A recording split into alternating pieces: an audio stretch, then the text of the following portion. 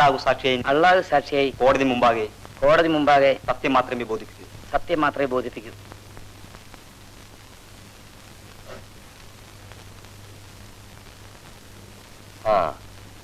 എന്താ നിങ്ങളുടെ പേര്? അബ്ദു. ഈ നിൽക്കുന്ന സ്ത്രീയെ നിങ്ങൾ അറിയുമോ? അറിയും. ഈ നിൽക്കുന്ന 3 പേരെയും നിങ്ങൾ അറിയുമോ? അറിയും. സംഭവം നടന്ന ദിവസം ഇവർ 3 പേരെയും ഈ സ്ത്രീയെയും നിങ്ങൾ എവിടെ വെച്ചാണ് കണ്ടത്? ഏത് സംഭവം? ഈ സ്ത്രീ അവരുടെ ഭർത്താവും ഒന്നിച്ച് സെക്കൻഡ് ഷോ സിനിമ കഴിഞ്ഞ് വരുമ്പോൾ പ്രതികൾ 3 പേരും കൂടി അവരുടെ ഭർത്താവിനെ തല്ലി താഴെയിട്ടിട്ട് ഈ സ്ത്രീയെ കാറിൽ കയറ്റിക്കൊണ്ടുപോകുന്നത് നിങ്ങൾ കണ്ടതല്ലേ? ഞാൻ കണ്ടിട്ടില്ല.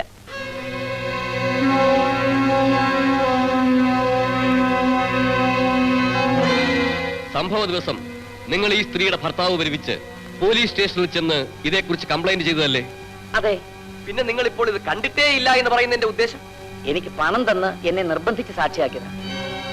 പക്ഷെ എത്രയൊക്കെ പണം തന്നാലും ശരി, ഞാൻ സത്യമേ പറയൂ. കാരണം ഞാനത് ശീലിച്ചിട്ടുള്ളൂ. യുവർ ഓണർ, ഈ സാക്ഷി വാദിഭാഗം വിറ്റ്നസ്സായി വന്ന് പ്രതിഭാഗം ചേർന്നിരിക്കുകയാണ്. അല്ല, ഉണ്ടായ സത്യം മാത്രമേ ഞാൻ ബോധിപ്പിച്ചിട്ടുള്ളൂ.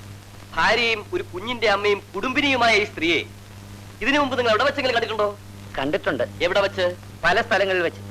ഒരു കുടുംബിനിയായിട്ടല്ല, അഭിസാരികയായിട്ട്.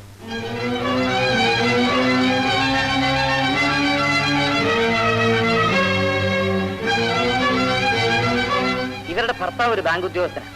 രാവിലെ ഇവർക്ക് പോകേണ്ട സ്ഥലങ്ങളിൽ അദ്ദേഹം തന്നെ അവരെ കൊണ്ടാക്കാറ്. അദ്ദേഹം ഓഫീസിൽ നിന്ന് വൈകിട്ട് മടങ്ങി വരുമ്പോഴേക്കും കയ്യിൽ 1000കണക്കിന് രൂപയുമായി നല്ലവരെന്ന് പറയുന്ന ഈ സ്ത്രീ കാത്തു നിൽക്കാറുണ്ട്. ഇവരുടെ പ്രധാന തൊഴിൽ ഇത് തന്നെയാണ്. That's all wrong.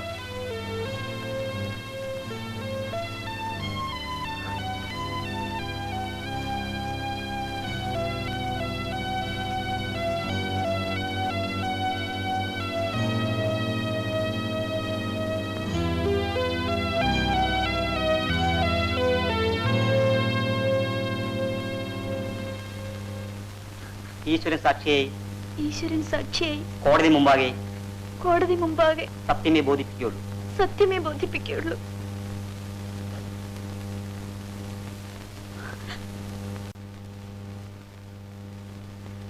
എന്താ പേര്? ഇന്ദു. സംഭവ സമയത്ത് നിങ്ങൾ ധരിച്ചിരുന്ന വസ്ത്രങ്ങൾ കീറിയിരുന്നോ? ഇല്ല. ആ രാത്രി നിങ്ങൾ ധരിച്ചിരുന്ന വസ്ത്രങ്ങൾ പോലീസിൽ ഏൽപ്പിച്ചോ?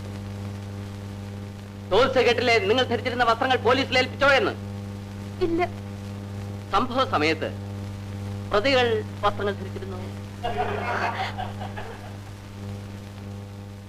അവരുടെ ശരീരത്തിലെ ഓരോ അവയവങ്ങളും നിങ്ങൾ ശരിക്ക് കണ്ടിരുന്നു? അവര് നിങ്ങളെ മാറി മാറി കീഴ്പ്പെടുത്തിയോ?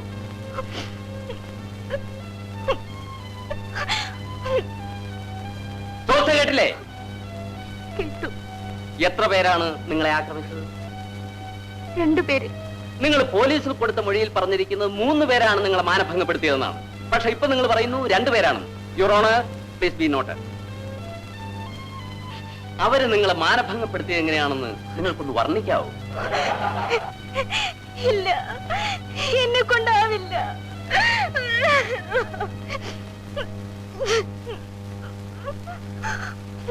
ഇവരെ 3 പേർ കൂടി മാനഭംഗപ്പെടുത്തിയിട്ടും ഇവരുടെ വസ്ത്രത്തിൽ ഒരു ചുളിവ് പോലും പറ്റിയിട്ടില്ലെന്ന് ഇവരുടെ മൊഴിയിൽ നിന്ന് തന്നെ വ്യക്തമാകുന്നു. ആദ്യം തന്നെ ആക്രമിച്ചത് 3 പേരാണെന്നും പിന്നീട് 2 പേരാണെന്നും പരസ്പര വിരുദ്ധമായ മൊഴികളാണ് അവരിവിടെ നൽകിയിട്ടുള്ളത്. ആയതിനാൽ എന്റെ കക്ഷികൾ നിരപരാധികളാണെന്നും അവരെ വെറുതെ വിടണമെന്നും ബഹുമാനപ്പെട്ട കോടതിയോട് ഞാൻ അപേക്ഷിക്കുന്നു. That's all your honour.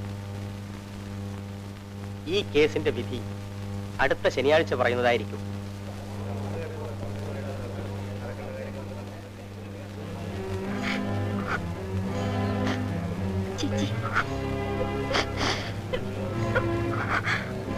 Radhe, ഇന്ദുവിനെ കൊണ്ട് കാറിലെത്തും.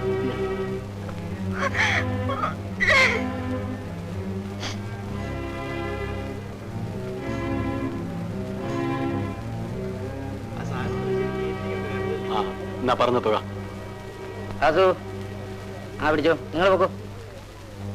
എടാ, നീ എന്നെ പറഞ്ഞു വഞ്ചിച്ചു അല്ലേ? എന്റെ ഇന്ദുവിന് വേണ്ടി സാക്ഷി പറയാമെന്ന് പറഞ്ഞിട്ട് നീ ഇപ്പോ പോടാ അവിടുന്ന്.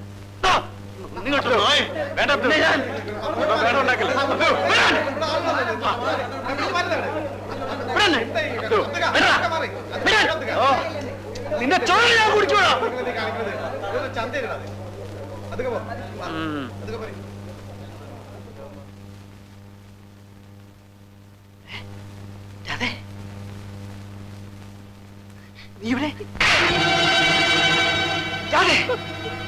നിങ്ങൾ ഇത്ര വൃത്തികെട്ടവനാണെന്ന് ഞാൻ കരുതിയില്ല.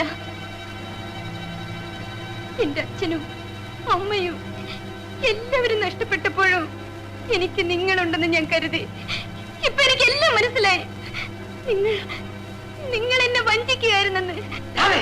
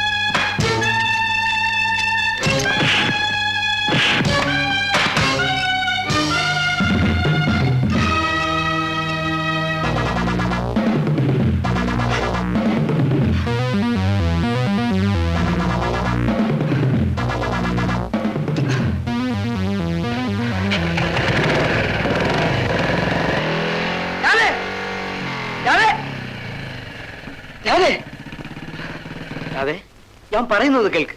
വേണ്ട, എനിക്കൊന്നും കേൾക്കണ്ട. നിന്റെ വേണുവേട്ടനാണ് ഈ പറയുന്നത്. അല്ല, നിങ്ങൾ എന്റെ വേണുവേട്ടനല്ല. ആ കൊച്ചു കുടുംബം നിങ്ങളെല്ലാം കൂടി തകർത്തു. ഞാനല്ല രാധ സ്ത്രീ നശിപ്പിച്ചത്. ഞാൻ ഒരു തെറ്റും ചെയ്തിട്ടില്ല. നീ എന്നെ തെറ്റിദ്ധരിച്ചിരിക്കുകയാണ്. എനിക്ക് ഒരു തെറ്റിദ്ധാരണയുമില്ല. കോടതിയിൽ ഒരു കൊലപ്പുള്ളിയെ പോലെ നിന്ന് കുറ്റസമ്മതം നടത്തിയ നിങ്ങൾക്ക് ഇതെങ്ങനെ പറയാൻ കഴിയുന്നു? അതെ, ഞാൻ പറയുന്നു, നീ കേൾക്കൂ. എനിക്കൊന്നും കേൾക്കണ്ട. കേൾക്കണം. എന്നിട്ട് നീ പറയൂ ഞാൻ തെറ്റുകാരനാണെന്ന്. എല്ലാം ഞാൻ പറയാം.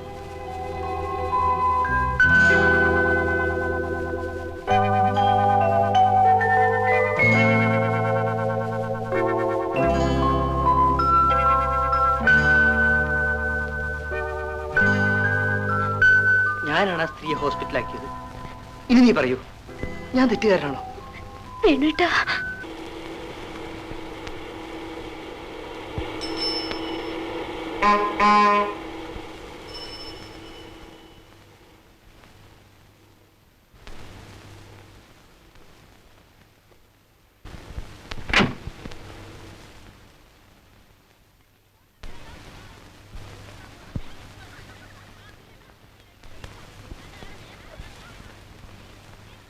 എന്ത് വേണം?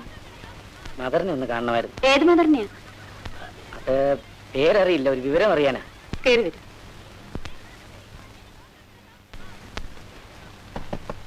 Yes, coming.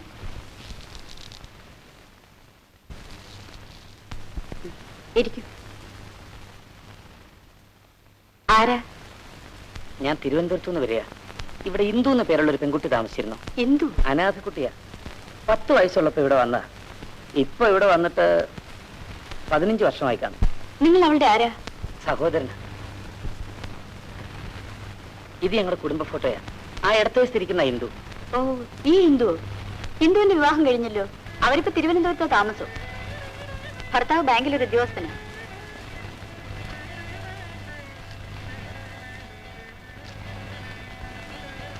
ഇതാണ് അവരുടെ വിവാഹ ഫോട്ടോ. പുറകിൽ അഡ്രസ് ഉണ്ട്.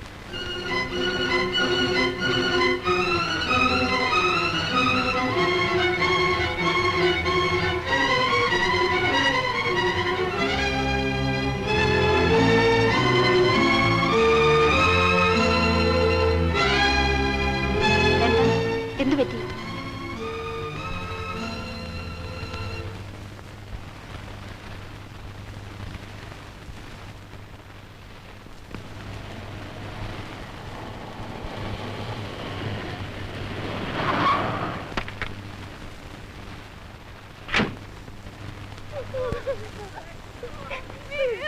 എന്താ ഇവിടെ? രവി സാറിന്റെ ഭാര്യ ആത്മഹത്യ ചെയ്തു.